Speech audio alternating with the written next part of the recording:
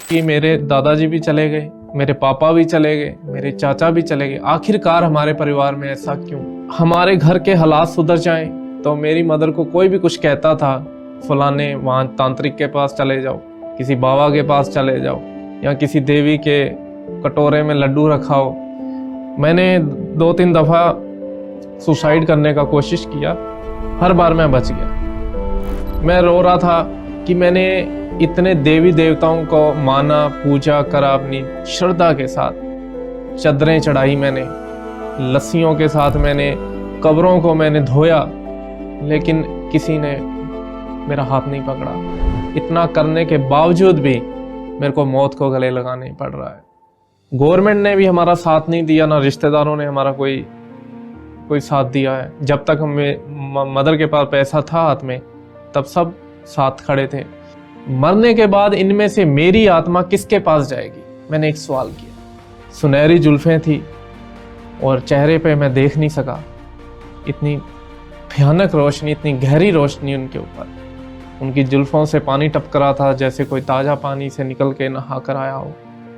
जब उन्होंने हाथ ऊपर किया और हाथों की तरफ मेरी नज़र गई, मैं झिंझोड़ गया, मैं कांप गया बिल्कुल तरह से। हाथों पे मैंने गहरे नील देखे और होल देखे, आर पार अलमीरा दिख रही थी और ब्लड टपक रहा था। मेरा दिमाग घूम गया।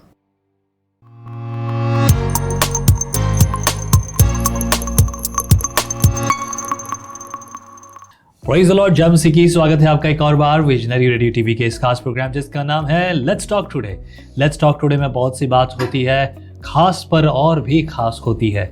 आज बात करेंगे पवित्र शास्त्र के उस वचन के पूरे होते हुए जिसे आप पुकारते हैं। परमेश्वर का वचन कहता है, मैं ना तुझे कभी छोड़ूंगा ना कभी तुझे त्यागूंगा, परंतु मेरा प्यार तेरे लिए हमेशा है। और एक ऐसे ही प्रेम को, एक ऐसी ही बुलाहट को परमेश्वर ने एक भाई के जीवन में दिया है और उसके जीवन को परमेश्वर ने बदल दिया है। हमारे बीच में भाई Armaan. Praise the lord brother. शुक्रिया। Praise the lord. प्रभु की स्तुति हो इस बात के लिए कि मैं बड़ा आनंदित होता हूँ जब लोग अलग अलग जगह से अपनी उस आनंद को, अपनी उस खुशी को जो प्रभु में बांटने के लिए आते हैं। आप दिल्ली से अपनी गवाही बांटने के लिए जयपुर आए हैं जी। Glory to God. कुछ तो ऐसा खास है जो आज लोगों को मिलने वाला है। बिल्कुल। Praise the Lord. Praise the Lord. मैं कहूँगा लिसनर्स से, मैं नॉर्मली किसी की टेस्टिमनी पहले नहीं सुनता। मैं ये यकीन करता हूँ कि पवित्र आत्मा परमेश्वर ने जो कुछ उसके हृदय में रखा है वो बहुत खास है और आज वो सुनेंगे आप। स्वागत है आपका। अगर आपको भी लगता है कि आप अपनी गवाही शेयर करना चाहते हैं, विजनरी स्टूडियो जयपुर आपके लिए खुला हुआ है। आप आ सकते हैं अपनी गवाही शेयर करने के लिए, या कोई और बात है या कोई प्रभु के वचन से कुछ शिक्षाएं हैं, लेट अस नो, राइट। प्रभु की योजनाएं पूरी हो। अगर आप पास्टर हैं, अगर आप चर्च लीडर हैं, let me know about it. Phone ना करें, नीचे लिखे नंबर पर आप सिर्फ मैसेज करें। व्हाट्सएप पर बात कर सकते हैं और फ़ोन ना करें, सिर्फ मैसेज करें, जवाब ज़रूर मिलेगा। ब्रदर अरमान है ना, ज़िंदगी में बड़े अरमान मैंने सुना जो आपने मुझे बताया। मैंने पूरी गवाही नहीं सुनी आपकी, बट यस, आपके पिताजी बहुत छोटी उम्र में चले गए जी, और उसके बाद सारा घर परिवार मदर ने संभाला। वो भी पढ़ी लिखी नहीं है जी, बच्चों को संभालना, बहुत कुछ करना। नाम आपका अरमान है। ज़िंदगी में बहुत से अरमान आज भी अधूरे हैं। मैं सुनना चाहता हूँ पूरी बात जी। मैं खुदावन का बहुत बहुत धन्यवाद करता हूँ कि खुदा ने इस अपनी पाक हजूरी में मुझे अपने खुदा के दिए हुए जज्बातों को यहाँ पे मैं बहुत अच्छे से, मतलब उनका उच्चारण करने के लिए मुझे अवसर दिया है। और खुदा ने अपने दास को उनके जहन में ये बात डाली कि वो मुझे इनवाइट करें, और मैं खुदा से उनकी एक तंदुरुस्ती की कामना करता हूँ। और मैं बहुत बहुत शुक्रगुज़ार हूँ आपका और आपके पूरी टीम का। मेरी गवाही ये है जो खुदा ने मेरे जीवन में कार्य किया। बचपन से लेके अब तक मैंने बहुत ही स्ट्रगल का जो दौर देखा, समय देखा अपनी मदर का, क्योंकि मदर अकेली थी, पापा चले गए।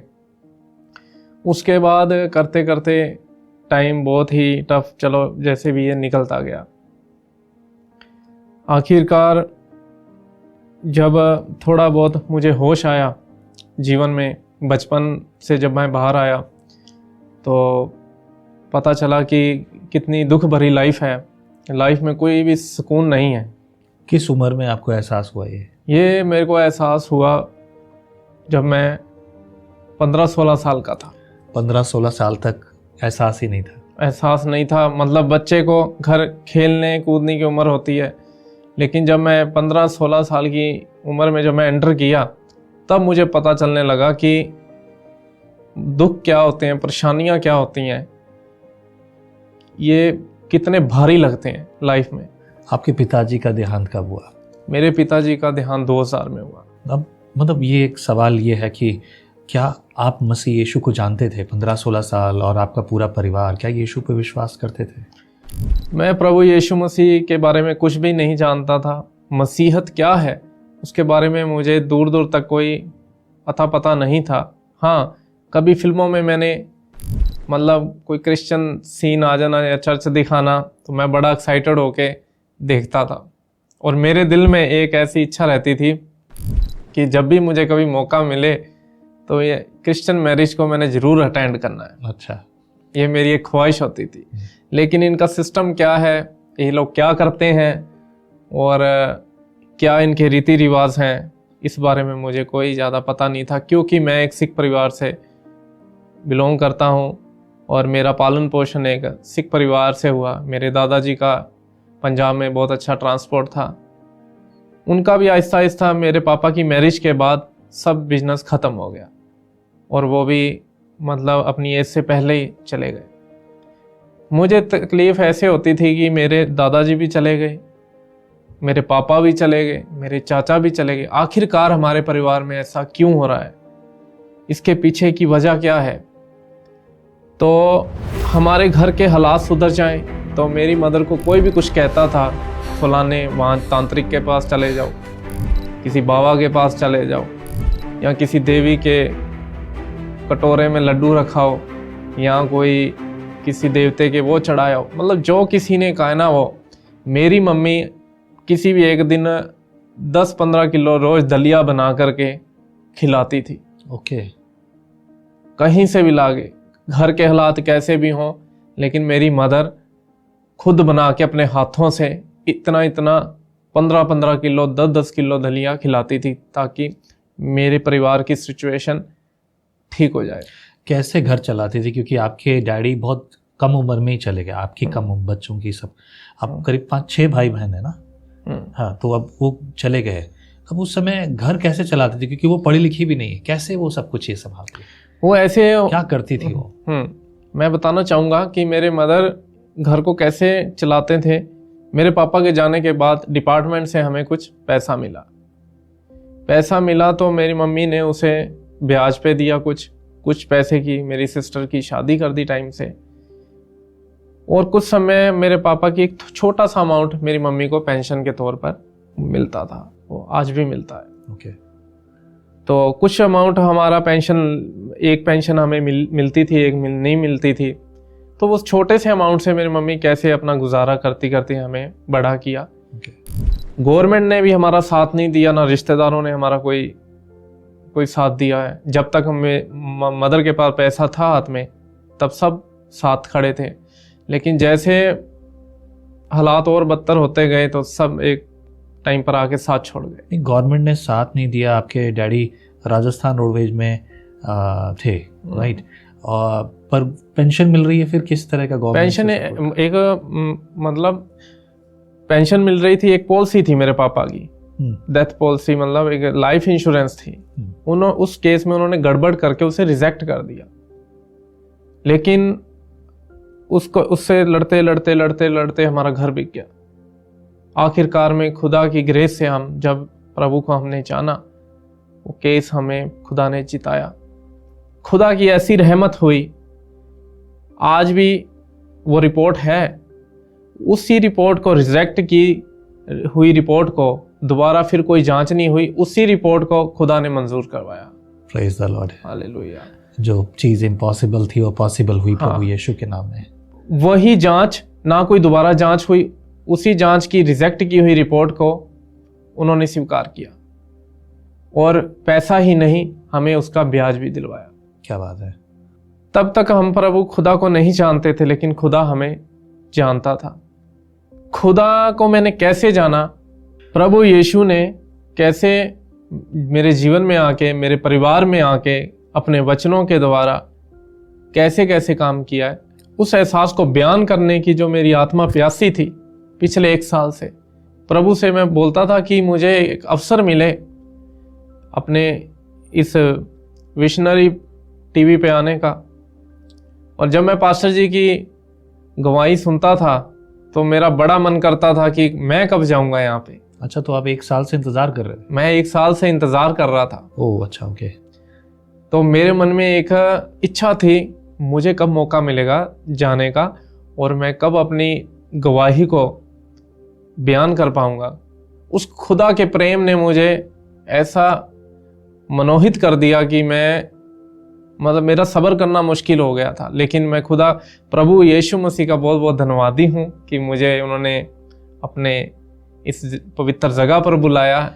आपने यीशु मसीह को कैसे जाना? यीशु मसीह को मैंने ऐसे जाना, आज से 3 साल पहले की बात है। मैं बचपन से अपने सारे भाई बहनों से बहुत ज़्यादा धार्मिक हूँ। ग्रंथों को पढ़ना, हमारे जैसे ग्रंथ होते हैं गुरुओं के, उनको पढ़ना, देवियों के जाना, और सब करता था कि हो सकता है शायद अब कुछ बदल जाए। लेकिन वो मेरा एक वहम था, क्योंकि हालात और ख़राब होते गए। मैंने कई बार दफ़ा ये प्रयास सोचा कि ऐसी ज़िंदगी से तो इंसान मरा ही अच्छा है, क्योंकि ज़िंदगी एक आधे दिन की हो तो बंदा समझौता करके निकाल देता है, लेकिन ज़िंदगी बहुत लंबी है। मैंने 2-3 दफ़ा सुसाइड करने का कोशिश किया, हर बार मैं बच गया। ये किसने बचाया? प्रभु यीशु ने, जिसे मैं जानता भी नहीं था। कौन है वो? कौन मुझसे इतना प्रेम करता है? एक बार की बात है, जब मैंने लास्ट टाइम अपने प्राण त्यागने की जो मैंने कोशिश की, 2 फरवरी को मेरा बर्थ है, जो मैंने सोचा कि मैं अपने बर्थ वाले दिन ही ये ख़त्म करूँगा सब। मेरे से बड़ी मेरी सिस्टर आई हुई थी अपने बच्चों के साथ, तो हमने थोड़ा बहुत एंजॉय किया। वो अपने बच्चों को लेके मार्केट चली गई, वो सब हंस रहे थे, बड़ा खुशी का माहौल था। मैंने कहा अभी तुम कुछ चंद बाद यहाँ पे रोने और पीटने का माहौल होगा, क्योंकि मैं सब कुछ तय कर चुका था। मैंने एक मार्केट से पेस्टिसाइड्स लिया, कीटनाशक, और उसे लेके एक हमारे घर से थोड़ी दूर वेयर हाउस है, जहाँ पे गवर्नमेंट अपना गेहूं, अनाज वगैरह ETC सब जहाँ जमा करते हैं, खाली बिल्डिंग में मैं चला गया। मैं रो रहा था कि मैंने इतने देवी देवताओं को माना, पूजा करा, अपनी श्रद्धा के साथ चादरें चढ़ाई, मैंने लस्सियों के साथ मैंने उन कब्रों को मैंने धोया, लेकिन मेरी किसी ने मेरा हाथ नहीं पकड़ा। इतना करने के बावजूद भी मेरे को मौत को गले लगाने पड़ रहा है। मैंने अपने ID प्रूफ अपने साथ लिए ताकि बाद में मेरी शिनाख्त हो सके। मैं रो रहा था अंदर आदमी। मेरे रोते समय प्रभु यीशु ने मेरे मन में एक विचार डाला, जो मैं बोलने के लिए उत्साहित हुआ। वो ये सवाल था कि मैं मर तो जाऊंगा, लेकिन अगर मरने के बाद भी मेरे हालात ऐसे ही रहने हैं तो फिर मरने का फ़ायदा क्या है? अगर मरने के बाद किनमें से जिनको मैं पूछता था, मरने के बाद इनमें से मेरी आत्मा किसके पास जाएगी? मैंने एक सवाल किया। यीशु मसीह को मैं जानता नहीं था, जिनको जानता था उनसे जवाब मैंने एक सवाल किया। इतनी देर में जब मेरे मुंह से ये शब्द निकले, मेरे सामने एक बवंडर उठा हुआ और जोर जोर से घूमने लगा। जो भी वहाँ पे पॉलीथीन, डस्ट जो भी था, वो उसके साथ घूमने लगा। घूमता घूमता घूमता वो कम से कम भी 15-16 फीट की हाइट पे चला गया। जब मैं उसके अंदर ऐसे गौर से देखता था तो मुझे एक इंसान की आकृति नज़र आती थी। मैंने सोचा यार मेरी इमेजिनेशन हो सकता है, इंसान जो सोचता है उसे वही दिखाई देने लग जाता है। जैसे कि पास्टर जी कई बार लाइट चली जाती है, कोई चीज लटक रही होती है तो अपन उसको अंधेरे में देखते हैं तो अपने को लगती कहीं ये सांप तो नहीं है। मैंने उसी मतलब सोच से ना उसे देखा, लेकिन वो बवंडर जैसे मेरे को दिख रहा था कि इंसान की आकृति में, वो घूमता घूमता मेरे को टच करके, जैसे आंधी आ रही है और टच करके मेरे को और शांत हो गई। जैसे ही उसने मेरे को टच किया और मैं जो सोच लेके वहां आया था मरने की, वो सब कुछ डिलीट हो गया। मेरा मन ऐसे उमंग से भर गया जैसे मुझे किसी ने हाथों में उठा लिया। 1 मिनट वाली पहली पुरानी सोच को मैं सोचने पर भी नहीं सोच पा रहा था। क्या बात है। सोचने पर भी नहीं सोच पा रहा था। ऐसे लग रहा अंदर से, खुशी का कोई कारण है नहीं लेकिन खुशी बहुत है। मैंने कहा ये क्या हो गया। और वो जो मैं लेके आया था अपने साथ, वो हवा गिर गया, वो डुल गया वो। ओके। उसके बाद मैं वहां से चलूं तो मुझे ऐसे लगे 2 कदम नहीं है, 4 कदम चलते हैं साथ में। मतलब मेरे पैरों के साथ आवाज और आ रही है। कभी मुझे लगे मेरे पापा हैं जो मेरे वो साथ हो गए। मैं बहुत खुश। नहीं तो मैं पूरी रात दीवारें देखकर, टाइम देखकर, मोबाइल चलाकर, मैं अकेला बैठ के सीढ़ियों में स्टार से बातें करता था। ये मेरे फादर वो हैं, ये हैं। तो उस दिन मैं बहुत खुश था। कई बार मेरे मदर खाना रख जाते थे, खाता था, नहीं खाता था तो रात को सड़ा गिला पड़ा हुआ खाना खाता था। ऐसे हालात थे मेरे। उस दिन मैं बहुत खुश हुआ उसके बाद कि कोई मेरे साथ, बैठता हूँ तो मेरे साथ है, उठता हूँ तो मेरे साथ है। ये है कौन ये नहीं पता। तो मैंने मेरी मदर को कहा, मेरी मदर कहती आज तेरा चेहरे का रंग बदला हुआ है, तू बड़ा खुश है, क्या बात है। लेकिन उनको मैं बयान नहीं कर पा रहा था कि बात क्या हो गई। मैं उसी रात को जब मैं सोया उसी विचारों में, कौन है, किसको महसूस कर रहा हूं, है कौन। तो मेरे सोने के बाद उस रात मैं ऐसे सोया जैसे कोई बच्चा अपनी माँ की गोद में सोता है। मैं 1.5-2 साल से मैंने सो के नहीं देखा था। इतना मुझे रिलीफ हुआ कि किसी बाप ने मुझे अपनी गोद में ले लिया। Praise the Lord. विचार मेरे फिर वही थे कि मैं किसको फील कर रहा हूँ। रात हुई, भोर हुआ, मेरे रूम के अंदर एक बड़ी हाइट को देखा मैंने। बहुत लंबी हाइट, वो किसी इंसान की नहीं हो सकती। सुनहरी जुल्फें थी और चेहरे पे मैं देख नहीं सका, इतनी भयानक रोशनी, इतनी गहरी रोशनी उनके ऊपर। उनके फेस जैसे अपन सूरज के साथ आई कांटेक्ट नहीं कर सकते, उनके साथ उनके चेहरे पे मैं नहीं देख पा रहा था। उनकी जुल्फों से पानी टपक रहा था जैसे कोई ताज़ा पानी से निकल के नहा कर आया हो। तो मैं अपने आप को बेड पे लेटा हुआ घसीट रहा हूँ उनकी तरफ जाने के लिए। कौन है पता नहीं, लेकिन मन में इच्छा ऐसी है कि जाके पकड़ लूँ और जाने ना दो। मन मेरा भर गया, बोलना चाह रहा हूँ, गला सूख गया कि 4 शब्दों से कोई बात ही कर लूँ, लेकिन बोला नहीं जा रहा था। मन में सिर्फ एक ही विचार था, कौन है सामने और किसको मैं देख रहा हूं। उन्होंने सोचा अगर ऐसे ही चला गया बिना बताए तो ये तो सारा दिन फिर सोचता रहेगा। जब उन्होंने अपने हैंड ऊपर किए, जब मेरी नज़र मेरे उनके हाथों पर पड़ी, सबसे बड़ी बात यह है कि हम जब सपने में होते हैं तो सपने देखते देखते कहीं से कहीं पहुंच जाते हैं। सही बात है। लेकिन उस समय ऐसा हो रहा था कि जो मेरे रूम का कलर है वही कलर था, सपने में भी जो अलमीरा लगी हुई है वही थी, लेकिन उनकी हाइट से मुताबिक छत ऊपर हो गई, मतलब छत का भी कलर सेम था।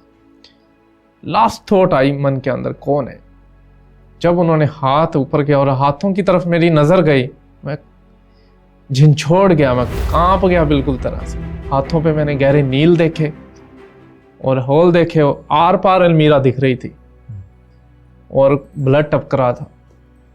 मेरा दिमाग घूम गया। मैंने कहा जरूर ये ईसाइयों का कोई देवता है और किसी देवी देवते के ये जो साइन है नहीं है किसी के हाथ पे। क्यों आपको ऐसा क्यों लगा? क्योंकि बचपन से लेके तब तक आप हमेशा जो कुछ और ही प्रकार की जो है करते थे, आराधना, देवी देवताओं की मूर्ति पूजा, ये सब करते थे, और उनमें से कोई आया हो तो? ये इसलिए मेरे को पता लगा जब मैंने ये सवाल किया था कि मेरी आत्मा मरने के बाद किसके पास जाएगी, तो खुदा ने, प्रभु यीशु मसीह ने मेरे को अपने साइन दिए। जब मैंने उनके हाथों की ओर देखा तो मुझे समझ आ गया कि किसी और देवी देवता के ऐसा नहीं है। तो उन्होंने एक साइलेंट होकर भी मुझसे बात की कि आत्मा तेरी मेरे ही पास आएगी। अगर मैंने जब सवाल किया था कि मेरी आत्मा इनमें से किसके पास आती, तो जरूर उनमें से कोई उठ के आता, लेकिन ऐसा नहीं हुआ। उस दिन, उस रात मुझे समझ आ गया था कि मेरा बनाने वाला, मेरा पिता, मेरा बाप कौन है, वो आगे होके सामने आ गया।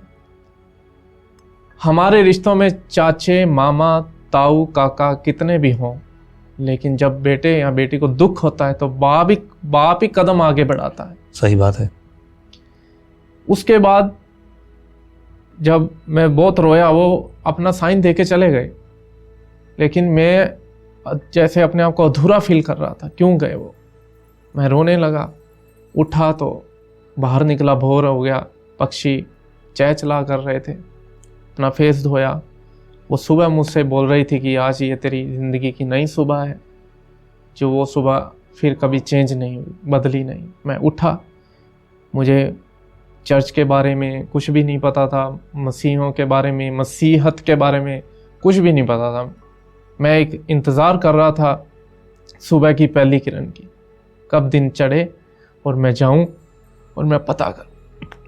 मैं एक चर्च गया, मुझे नहीं पता था चर्च में जाके क्या बोलते हैं। ओके।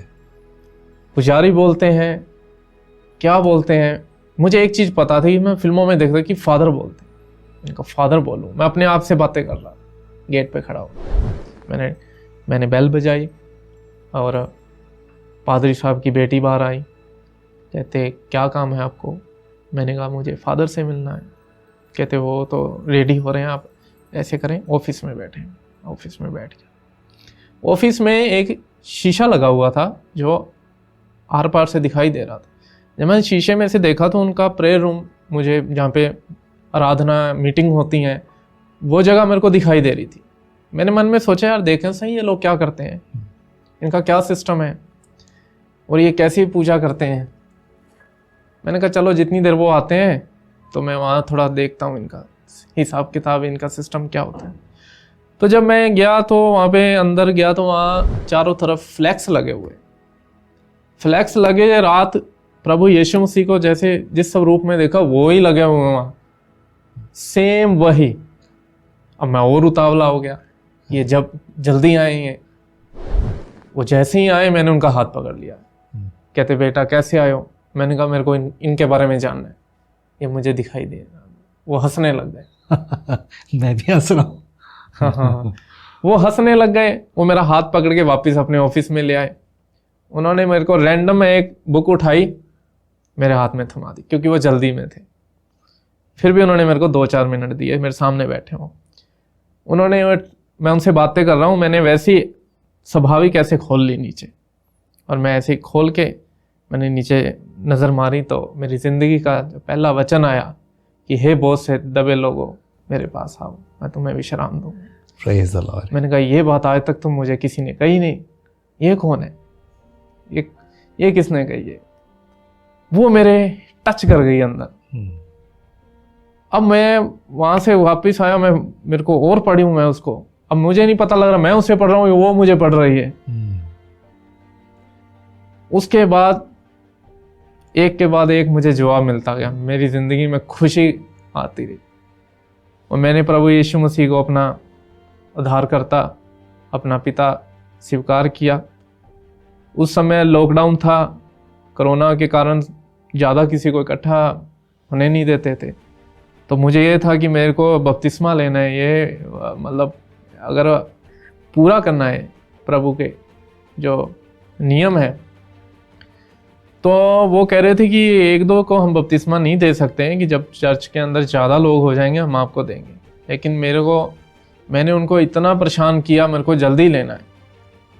तो मैं ये कहना चाहूँगा कि जो भी लोग ये बोलते हैं कि धर्म परिवर्तन हो रहा है या कुछ हो रहा है, कोई किसी का धर्म परिवर्तन नहीं होता।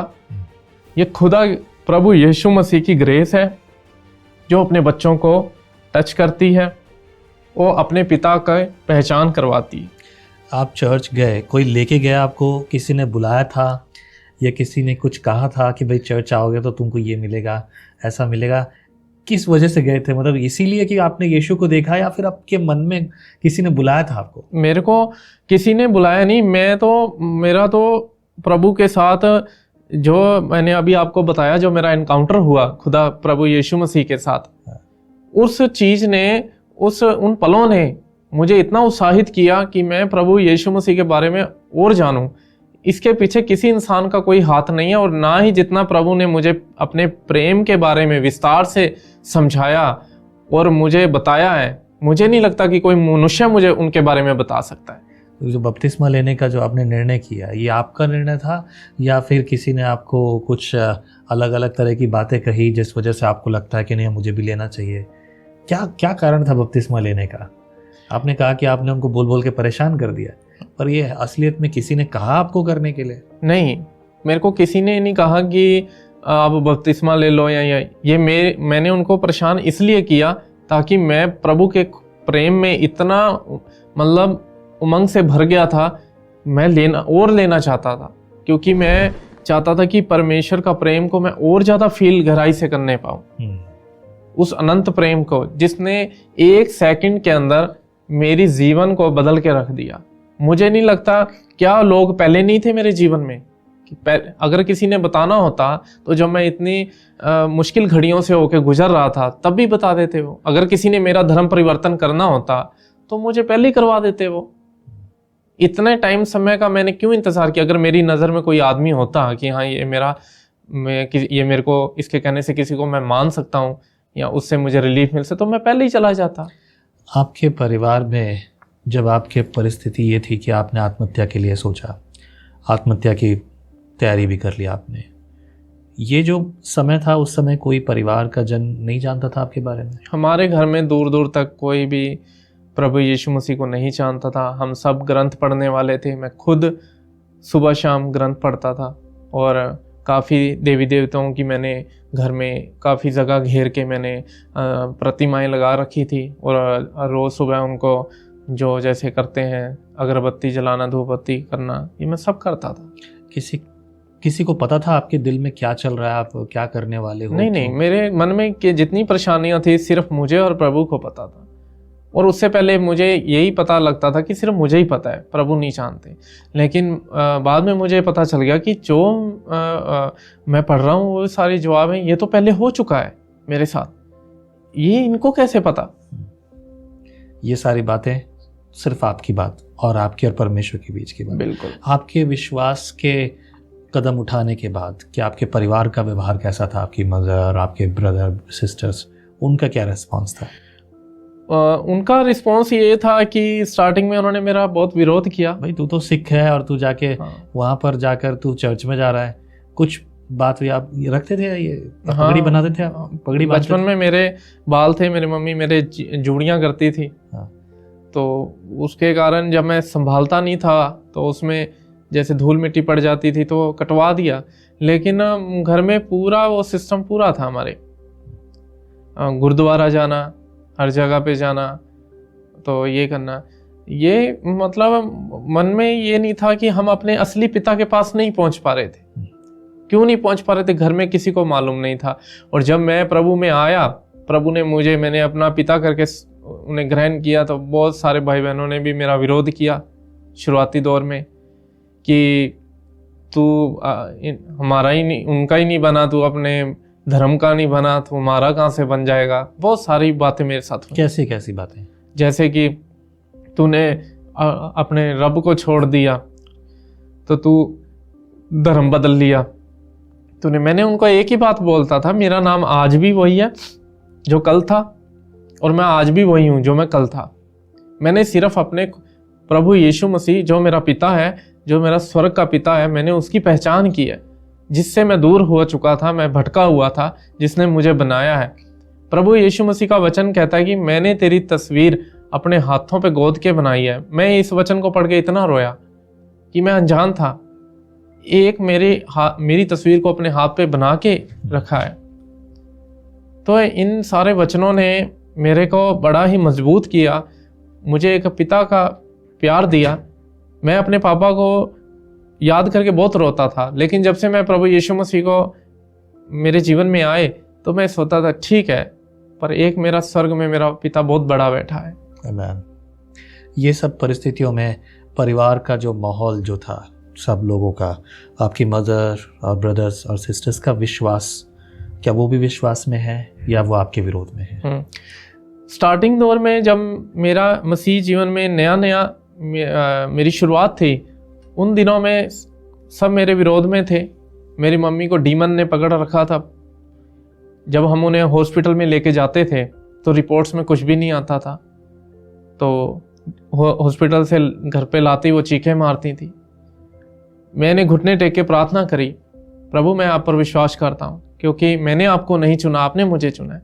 प्रभु ने मुझे वचन दिया मेरे परिवार के लिए, तू विश्वास कर, तू और तेरा घराना उद्धार पाएगा। प्रभु ने मेरी मम्मी को आज़ाद करवा दिया। क्या बात, मेरे विश्वास से आज मेरी मम्मी पैरालाइज से फ्री है, वो अपना काम कर लेती हैं, अच्छी प्रभु ने उनको सेहत दी है, तंदुरुस्ती दी है।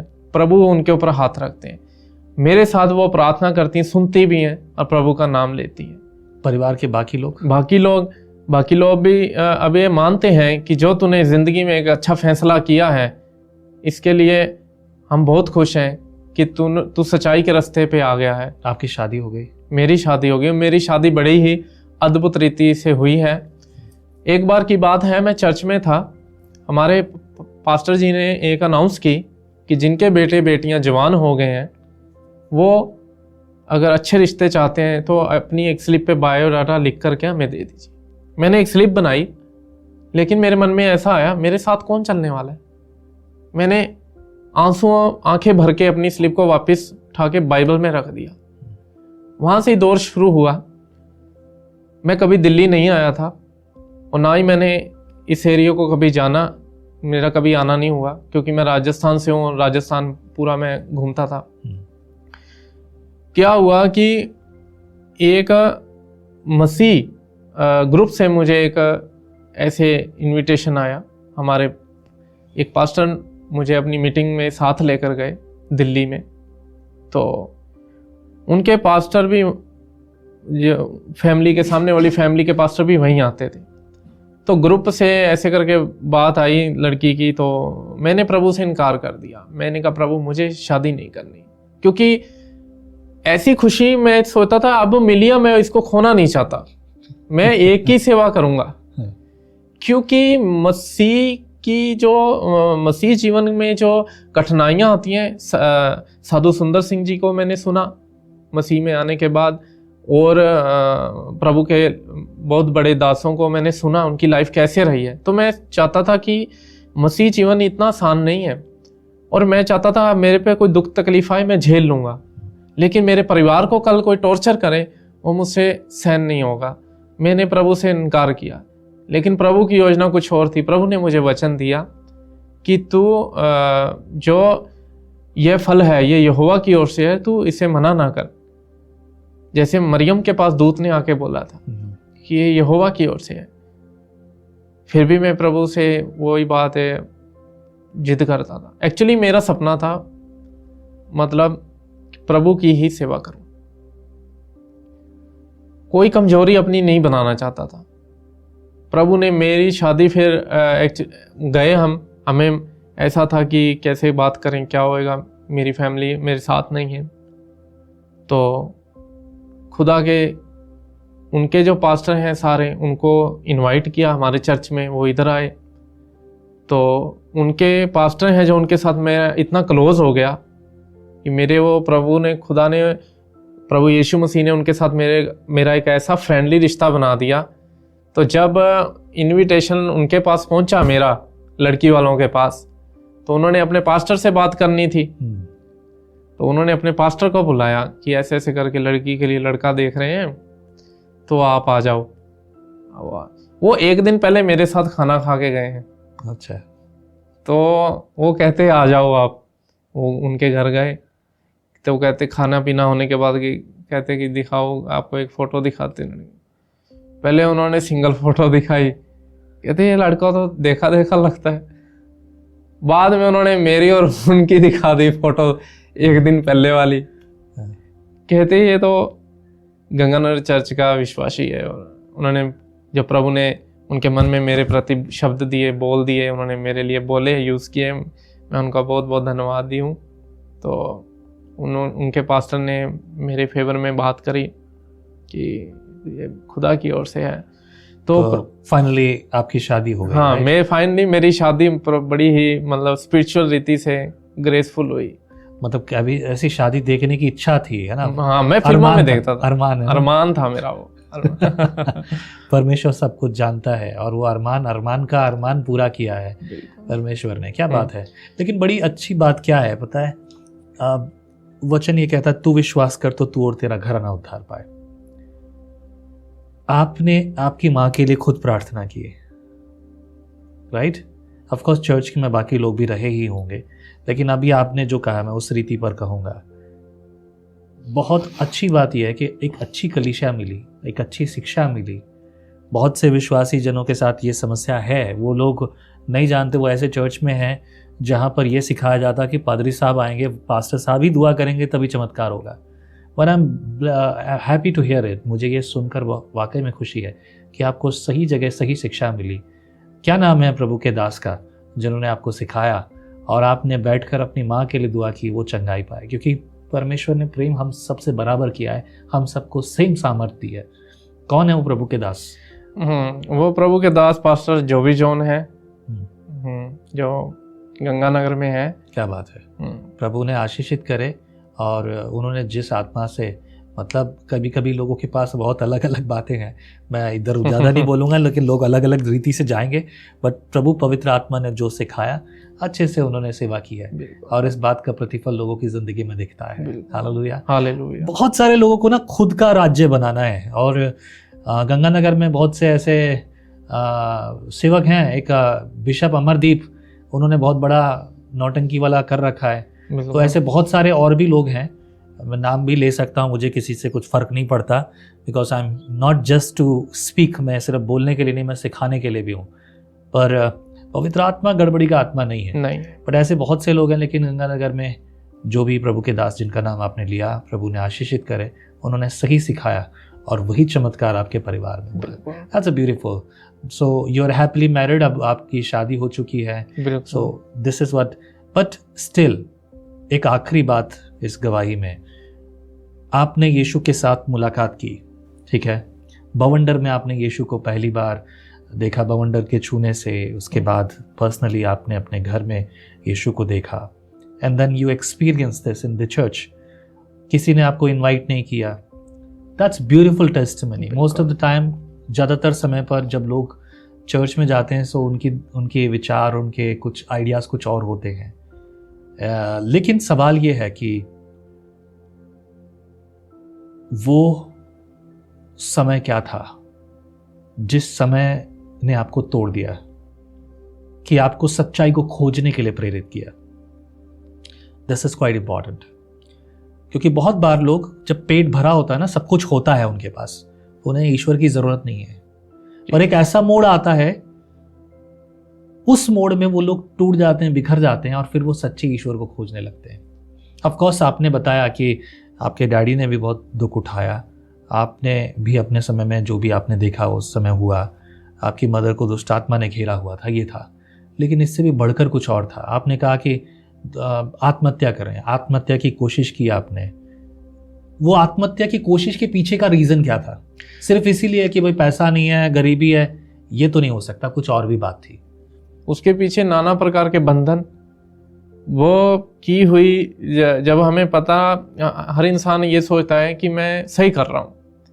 हमारे पवित्र शास्त्र में भी एक वचन है, परमेश्वर का वचन भजन संहिता में लिखा हुआ है कि मनुष्य को अपना चाल चलन तो सही लगता है, लेकिन मन को यहोवा चाहता है। मनुष्य को अपने मार्ग तो सही जान पड़ते हैं, लेकिन अंत में उसमें मृत्यु ही होती है।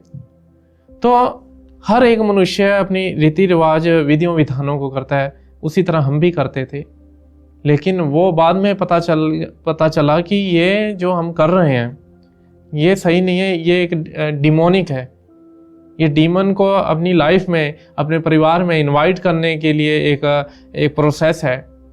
तो उन चीज़ों ने बड़ा ही हमें दुख और तकलीफ़ दिए। हमने हवन करवाए, बहुत ऐसी चीज़ें हमने, जैसे मैंने आपको बताया कि जैसे कोई भी हमें बोलता उस तांत्रिक के पास जाना, तो हम सारा दिन बैठे रहते थे वहाँ पे भूखे और प्यासे कि चलो शाम को हमें कोई ऐसा शब्द देगा ये जिससे हमारा परिवार ठीक ठाक हो जाएगा। लेकिन कहीं भी कुछ नहीं हुआ और इसी चीज़ में घर बिक गया, सब कुछ ख़त्म हो गया। लेकिन प्रभु यीशु मसीह ने जैसे हमें पकड़ा, ये मैं किसी के कहने पे नहीं कह रहा हूँ, कोई मुझे किसी ने लालच नहीं दिया है, कोई मुझे पैसे नहीं दिए। एक्चुअली होता क्या है ना कि जब प्रभु यीशु मसीह के पास हम जाते हैं तो वो वैसे ही बहुत हमें ब्लेस करते हैं, क्योंकि वो राजाओं के राजा हैं। तो दुनिया को ऐसे लगता है कि इंसान के पीछे कोई सपोर्ट, ऐसा नहीं है। ये प्रभु यीशु मसीह की दया है, क्योंकि सब कुछ उसके अधीन है। प्रभु यीशु मसीह कहते हैं जो मेरा है वो तेरा ही तो है। तो फिर संसारिक लोगों को ऐसे लगता है कि कोई इन्हें पादरी या कोई संस्था इन्हें पैसा दे रही है। तो मैं इस पॉडकास्ट के जरिए यही बताना चाहूँगा अपने प्रिय भाई बहनों को जो प्रभु में हैं या जो नहीं भी हैं उनको, कि मसीहत में किसी भी तरह का कोई लोभ और लालच नहीं दिया जाता। हमारे पादरी साहब प्रभु के लिए अपना घर परिवार छोड़ के, कुछ समय पहले उनके फादर की डेथ हो गई है, अभी वो प्रभु के लिए अपना देश, अपना शहर, अपनी स्टेट छोड़ के रह रहे हैं। वो कैसे हालातों में रह रहे हैं। सिर्फ एक पादरी जो हमारे हैं, उनके कई बार उनके पास खाने के लिए खाना भी नहीं होता है। ठीक बात है। कई बार उनके लिए खाने को खाना नहीं होता है, बिजली के बिल उनसे नहीं दिए जाते। अगर इतना ही पैसा हो देने के लिए हमें, तो वो अपनी लग्जरी लाइफ चाहिए। क्यों वो इतना अपना केरल छोड़ के, अपनी ज़मीन छोड़ के, अपना घर परिवार छोड़ के इतने संकटों में रह रहे हैं? सिर्फ ये प्रभु का प्रेम जो हमें मजबूर करता है उसके लिए जीने के लिए। आमीन। ये सिर्फ उसी का ही प्रेम है, वो हमें शक्ति देता है। परमेश्वर का दास संत पौलुस कहते हैं कि मैं घटना भी जानता हूँ, मैं बढ़ना भी जानता हूँ, मैं भूखा रहना भी जानता हूँ और मैं तृप्त होना भी जानता हूँ। Praise the Lord. ये है परमेश्वर का प्रेम, और परमेश्वर का प्रेम परमेश्वर का वचन और अच्छी रीति से प्रकट करता है मेरे प्रियो। Because this is what exactly the love of God. ये परमेश्वर है मेरे पास। लिखा है वचन में, आदि में वचन था और वचन परमेश्वर के साथ और वचन खुद परमेश्वर था। फिर यूहन्ना की पुस्तक में आगे लिखा है, इसी वचन ने देह धारण की।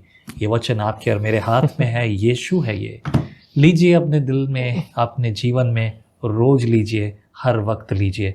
जिस प्रेम की और जिस बुलाहट को आप सुन रहे हैं, जो कि प्रभु यीशु मसीह के द्वारा इस भाई के जीवन में अरमान के अरमान सूली चढ़ चुके थे, जो सूली उसने खुद बनाई थी अपने शरीर की अभिलाषाओं में पड़कर। और मरता क्या ना करता, जो दिखता है वही करता है। जो देवी देवताओं के पास जाएगा और वो खाना पीना और दुनिया भर की जो चीज़ें, हर एक इंसान यही करता है। हर एक इंसान, ना किसी जाति और धर्म की बात नहीं है मेरे प्रियो। हर एक व्यक्ति अपनी ज़िंदगी में यही देखना चाहता है, कहीं ना कहीं से कुछ ना कुछ लेना चाहता है, कहीं से तो कुछ मिल जाए। मैं अपने जीवन में मसीह में आने से पहले सड़कों पर पुकारता था कि कोई तो मेरी आवाज़ सुने, कोई तो मेरा दिल सुने, मेरे दिल की बात सुने। मुझे सिर्फ अपने लोगों की भलाई चाहिए। मुझे ना मेरे शरीर के लिए चाहिए, ना किसी और बात के लिए चाहिए, परंतु सिर्फ उन कामों के लिए जिनकी मैं रोज़ चिंता करता हूँ। That's it. And this is what exactly everyone's heart. हर एक का दिल ऐसा ही है। हाँ, प्रॉब्लम बहुत सारी है, परंतु परमेश्वर का अनुग्रह उस पर भी भारी है। हालेलुया। और अब आपने जो सुना है, ये वो गवाही है मेरे प्रियो जो प्रभु यीशु मसीह ने बनाई है। प्रभु आपके जीवन में फलवंत और बलवंत होने के और बहुत सारे अवसर आपको दे, ताकि आप भी फलवंत हों, बलवंत हों और आशीषित हों और अपने जीवन से दूसरों के लिए कार्य करने पाए। आमीन। यदि आपको प्रभु ने आशीषित किया है तो नीचे लिखे नंबर पर आप हमें ऑफरिंग भेज सकते हैं और अपनी प्रेयर रिक्वेस्ट भी नीचे लिखे नंबर पर भेज सकते हैं। फ़ोन ना करें प्लीज़, सिर्फ मैसेज करें व्हाट्सएप पर, जवाब मैं खुद दूंगा। ये मेरा पर्सनल नंबर है। प्रभु आपको आशीष करे। अगर आप चाहते हैं तो आप खुद भी विजनरी स्टूडियो में आकर अपनी गवाही शेयर कर सकते हैं। आमीन। प्रभु आशीष करे। अरमान प्रभु की ओर से आपके और अरमान पूरे हों और प्रभु आपको गॉड ब्लेस यू। Amen. जी आमीन। Praise the Lord. Praise the जय लॉर्ड, मसीह की। जय मसीह।